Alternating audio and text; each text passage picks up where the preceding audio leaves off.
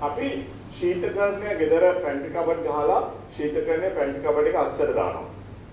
මේ වගේ ලස්සනට අපි ඇතුළට දානවා. එතනදී වෙන්නේ ඇත්තටම ශීතකරණය කියන්නේ සිසිල් කිරීමක් නෙමෙයි. ශීතකරණය කියන්නේ ඇතුලේ තියෙන තාපය ප්‍රශ්නය අයින් කරන එක. ප්‍රශ්නය අයින් කරාම ඒ කියන්නේ සීතල වෙනවා. සීතල හදන්නේ නැහැ. તો ප්‍රශ්නය අයින් කරාම මේ ක්‍රියාවලියේ ප්‍රශ්නය එළියට දැමීම සිදු වෙන්නේ. මේ ඒ ක්‍රියාවලිය හරියට කරගන්න බැරි වෙනවා මේ වගේ එකක් ඇතුළට දැම්මම. ඔය වගේම දෙයක් තමයි වෙන්නේ අපේ ශීතකරණය අපි විත්තියට ওই විදිහට හේතු කළොත්. මොකද බොහෝ විට ශීතකරණයේ පිටිපස්සේ කොටස සහ දෙපැත්තෙන් තමයි ශීතකරණයේ රස්නේ එළියට දාන්න සලස්සලා තියෙන්නේ. ගෙදර ගියාම බලන්න වටේ අත ගාලා ශීතකරණයේ වැඩ කරන වෙලාවට ඔයගොල්ලෝ රස්නේ තියෙන කොටස් දැනෙන්න පුළුවන්. ඒ ශීතකරණයේ ඇතුලේ තියෙන බඩුවල රස්නේ එළියට දානවා. ඒ ක්‍රියාවලිය සිදු වෙන්නේ නැහැ. ඔය වගේ කබඩ් එක ඇතුලට දාලා හරි විත්තියට හේතු කරලා තිබ්බොත් හරි. එතකොට වෙන්නේ මොකද්ද? අපිට උවමනා ප්‍රමාණය සිසිල දෙනකන් කම්ප්‍රෙසර් එක ඕෆ් වෙන්නේ දිගටම ක්‍රියාවලිය සිදු වෙනවා. ඒ ලයිට් බිල වැඩි වෙනවා.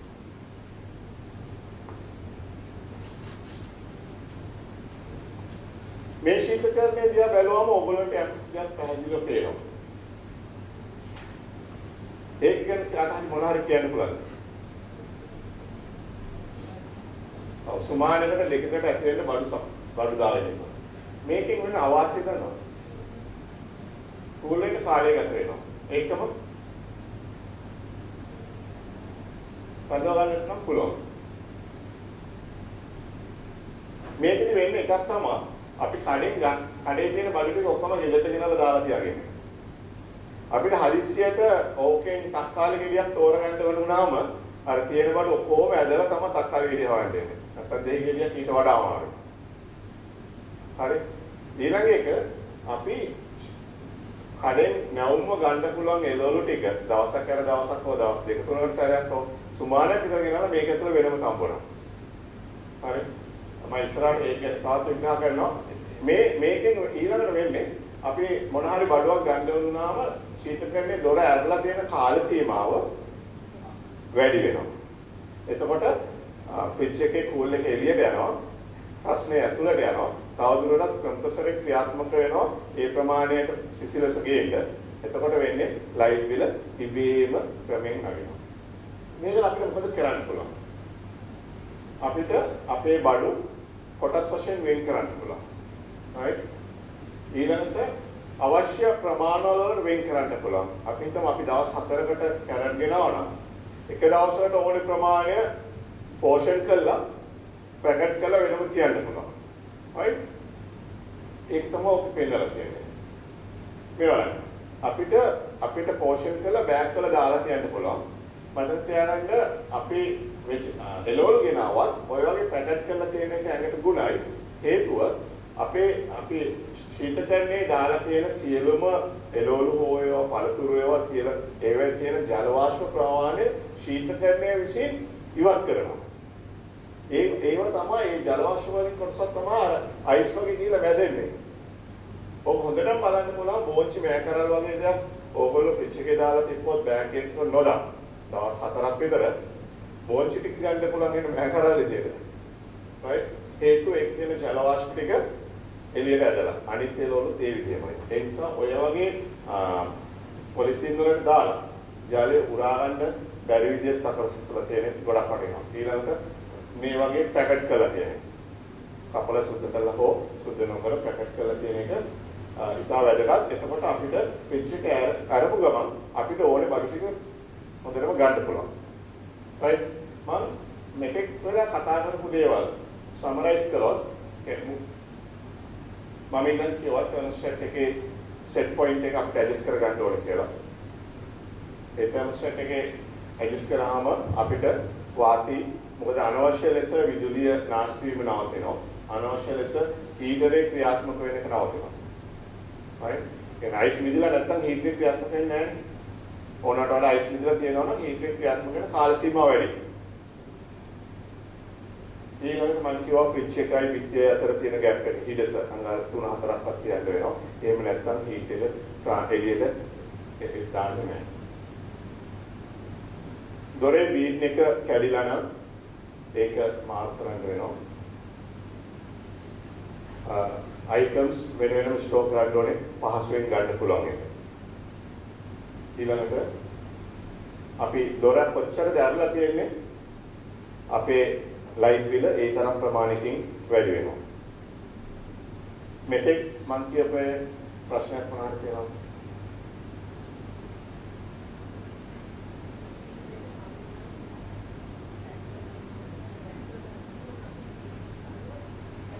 ඔව්.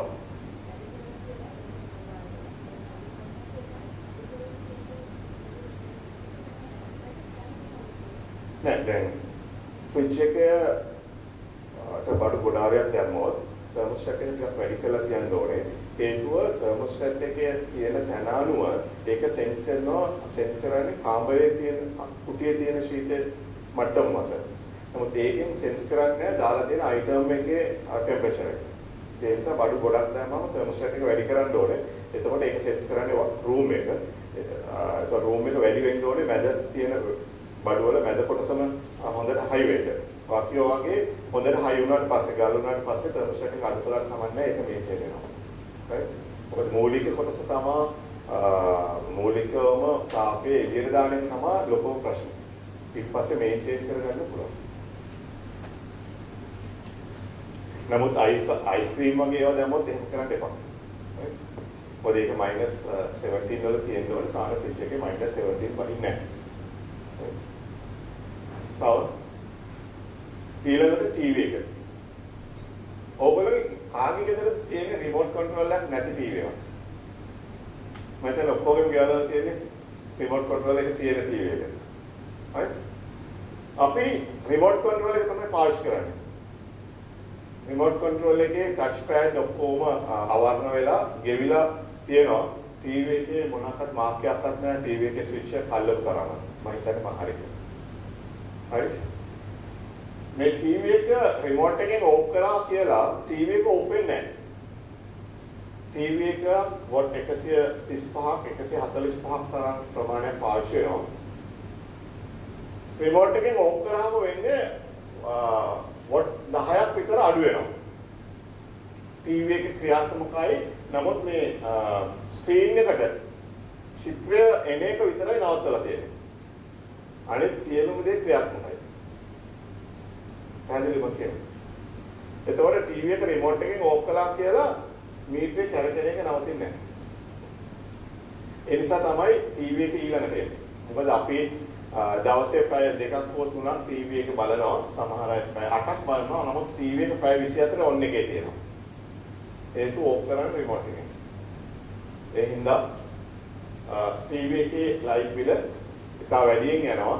අපිට පුළුවන් ටීවී එක බලන වෙලාවේ රිමෝට් එක පාවිච්චි කරන්න ශබ්දය අඩු වැඩි කරන්න channel එක මාරු කරගන්න පමණක්.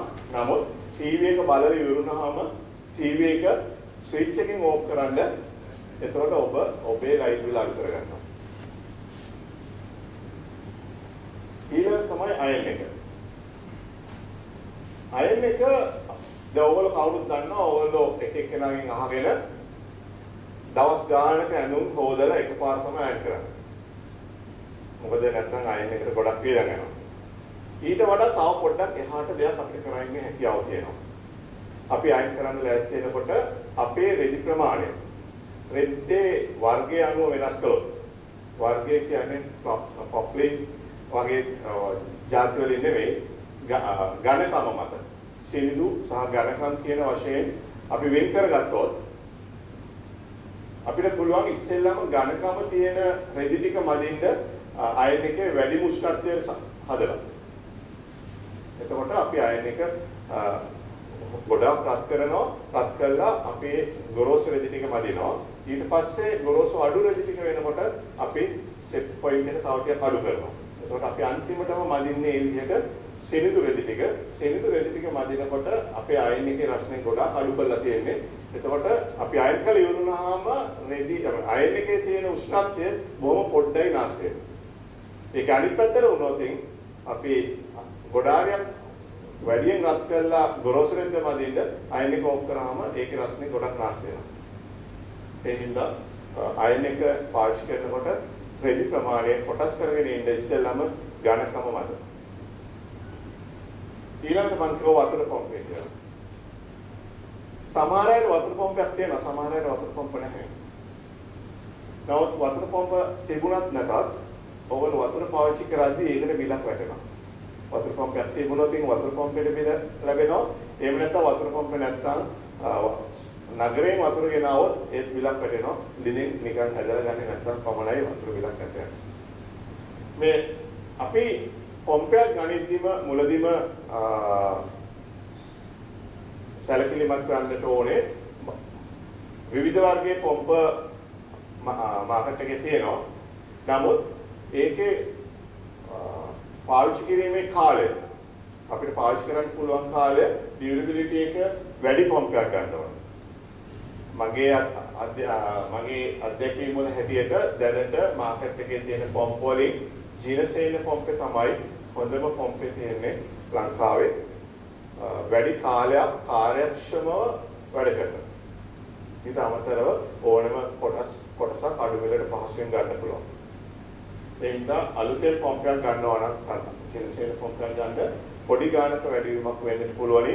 නමුත් අවුරුදු 20ක් 25ක් කරදරයක් නැතුව ක්‍රියාත්මක කරන්න පුළුවන් ජීනසේන පම්පයක්. එහෙම ජීනසේන පම්පයක් ගන්නේ නැත්නම් වෙන පම්පයක් ගත්තත් පම්ප වර්ග දෙකක් තියෙනවා. මේ ඉස්සරහා කොටස ඉම්පීල කොටස ලොකු එකක් තියෙනවා. ආයි ඉම්පීල කොටස වෙනකොට චූටි එකක් තියෙනවා. ඉම්පීල කොටස කියන්නේ මෙන්න මේ කොටස. මේ කොටස අඟල් 6ක් විතර රවුමක් විතර තියෙන්නේ. නමුත් තව පම්ප තියෙනවා තවත් අඩු මිලට රුපියල් 1400කට වගේ ඒ කොටස මෙන්න මෙච්චරක් විතර. ඒක බොහොම ඉක්මනට සවුත් වෙනවා.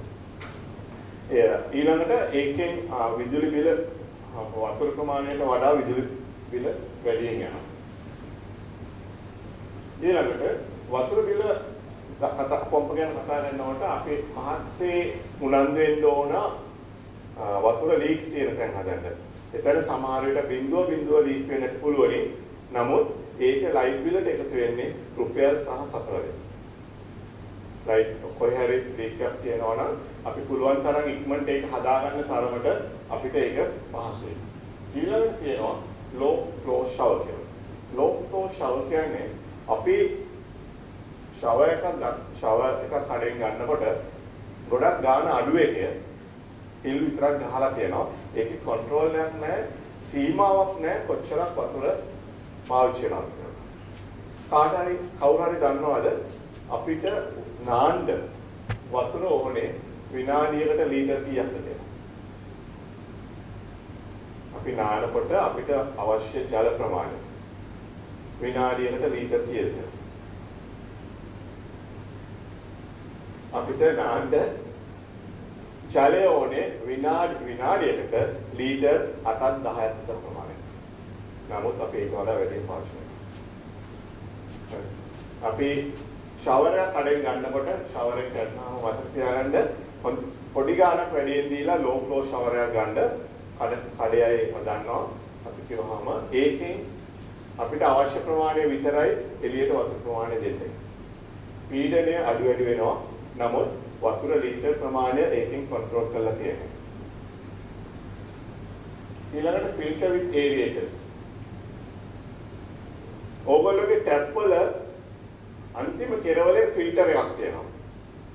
ඒ ෆිල්ටරේ වෙනස් එක ආකාරයේ ෆිල්ටර්ස් තියෙනවා. මම ඒක වෙනම විග්‍රහ කරනවා. ඒක ඉතාම වැදගත් පොයින්ට් එකක් හන්දා. ඊළඟට dual flush WC කමඩ් එකක් ගන්නකොට කමඩ් එකේ දැන් අලුතෙන් ගන්න ඒවා තියෙනවා. වතුර ප්‍රමාණය කන්ට්‍රෝල් කරන්න පුළුවනි. එක බටන් එකක් හෙවුවොත් වතුර පොඩ්ඩක් එනවා. අනිත් බටන් එකේ හෙවුවොත් වතුර වැඩි ප්‍රමාණයක් එනවා. තමන්ට අවශ්‍ය ප්‍රමාණය මත ඒක පාවිච්චි කරන්න පුළුවන්. අලුතෙන් කමඩ් එකක් ගන්නවා නම් ඩුවල් ෆ්ලෂ් එකට යන්න. ඊළඟට වතුර පම්පෙන් අඩු කරන්න පුළුවන් තරම් තමයි හොඳ පළපුරුදු හොඳ පළපුරුදු කියන්නේ අපි මූණ හොදනකොට අපි ටැප් එක උඩරින්ෙන් ඇරලා වතුර පොඩ්ඩක් අරන් කොහොම මූණ හොඳට හොද ඉන්නවා ටැප් එකේ වතුර ප්‍රමාණය යනවා. ඊට වඩා හොඳයි ටැප් එක යන්තම් ඇරලා තත්පර දෙකකින් වතුර පුරව ගත්තා නම් තත්පර 4ක් ඉඳලා අල්ල පුරව ගන්න එක. එතකොට අපි හොදන අතරේ අහක යන වතුර ප්‍රමාණය අඩු වෙනවා. ඒ වගේ හොඳ පුරුදු ටැප් එක අයියා හරි මල්ලි හරි අරලා තියනවා දැක්කහම මම මොකටද වහන්නේ කියලා අහක බලන් ඉන්න නැතුව මම ඒවට කමන්නේ කියන පුරුද්දට යනවා නම් හොඳයි. ඒ වගේ දේවල් තමයි අපි හොඳ පුරුදු කියන්නේ. leaking taps. මේ වගේ ලීක් වෙනවා නම් සාමාන්‍යයෙන් ලීටර් 8ක් 10ක් වගේ වතුර ප්‍රමාණයක් අහක යනවා. මේ වගේ ලීක් වෙනවා නම් ලීටර් 110ක් 125ක් විතර යනවා. බලන්න පුළුවන් වතුර ලීක් වෙන තැනට කෝපයක් තියලා විනාඩි ගානක් බැලුවාම. මේ තියෙන්නේ low flow showers. ඔයගොල්ලන්ට පේන්නේ වතුර ගොඩාරයක් එනවා වගේ. නමුත් සත්‍ය වශයෙන්ම මේවා එන්නේ ලීටර් 8ක් 10ක් අතර ප්‍රමාණයක් විනාඩි.